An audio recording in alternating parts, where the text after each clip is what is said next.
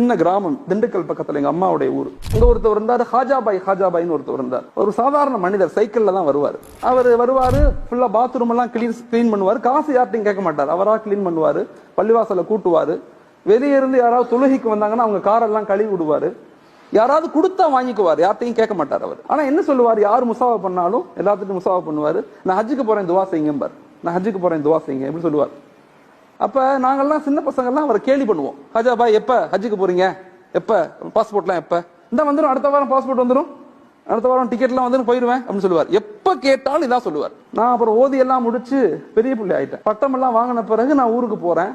ஊருக்கு போய் பள்ளி முத்தவல்லியை சந்திக்கும் போது யதார்த்தமா கேட்கிறேன், முத்தவல்லி சாப் ஹாஜாபாயை காணாம எங்கன்னு கேட்டேன். ஹாஜாபாயை காணன்னு அவர் அழுதாரு, முத்தவல்லி அழுதாரு. நான் கேட்டேன், ஏன் ஹாஜியார் அழுகுறீங்கன்னு கேட்டேன். மொரானா ஹாஜாபாய் மௌத்தா போயிட்டாரு அப்படின்னு சொன்னார். அங்க பெரிய ஷாக்கெல்லாம் இல்ல, மௌத்தா போயிட்டாருன்னா மௌத்தா போதானே செய்வாங்க, மௌத்தா ஆயிட்டா அப்படியா, அதுக்கே அழுகுறீங்கன்னு கேட்டேன்.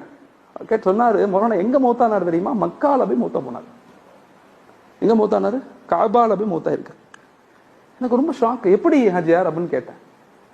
மொரானா தொழுகைக்கு ரோட்டு மேல அந்த பள்ளி இருக்கும், மக்கள் எல்லாம் தொழுகைக்கு வருவான் காரை நிப்பாட்டிட்டு. ஒரு ஆள் தொழுகைக்கு வந்திருக்காரு, காரை நிப்பாட்டு தொழுகைக்கு வந்திருக்காரு. தொழுதுட்டு அவர் போகும்போது சாப்பாடு வாங்கி தரட்டுமா, காரெல்லாம் தொடக்கிட்டுமான்னு ஹாஜாபாய் கேட்கிறாரு. அதெல்லாம் ஒண்ணும் வேணாம், நான் போறேன். அவர் போகும்போது முசாவா பண்ணிருக்காரு. போய் முசாவா பண்ணி, நல்லா துவா இருக்கீங்களா, துவா செய்யுங்க, ஹஜ்ஜுக்கு போறேன்னு இருக்காரு. அவர்கிட்ட போய் அவர் கேட்டாரு, எந்த ஹஜ்ஜுக்கு போறீங்க, எப்ப போறீங்கன்னு கேட்டாரு. அதெல்லாம் தெரியல, ஹஜ்ஜுக்கு போறேன். எந்த டிராவல்ஸ்ல போறீங்கன்னு கேட்டிருக்காரு. அவர் டிராவல்ஸ்னா என்னன்னு தெரியாது அவருக்கு. இந்த கார்ல வந்தார்ல, இவர் டிராவல்ஸ் நடத்துறவர், இவர் எல்லாத்தையும் ஹஜ்ஜுக்கு அனுப்புறவர்.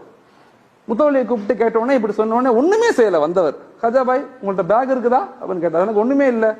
ஒன்னு பேக்கை வாங்கி 2 ட்ரெஸ்ஸை வாங்கி என் கூட வருவீங்களான்னு கூட்டு போயிட்டார். நான் போய் அவரை சந்திச்சேன், திண்டுக்கல்ல ஹஜ் சர்வீஸ் வச்சிருக்காரு, நான் அவரை போய் சந்திச்சேன். ஹாஜாபாய் ஊருன்னு அவர் அழுகிறார். நான் ஆயிரக்கணக்கான பேர்த்து ஹஜ்ஜுக்கு கூட்டு போயிருக்கிறேன், இவரை மாதிரி ஒரு மனிதரை நான் பார்த்ததில்லை. எல்லாம் முடிஞ்ச பிறகு லுஹருடைய தொழுகை காபாக்கு வர்றோம், தொழுகிறோம், தஜ்தாலே மௌத்தா போயிட்டார்.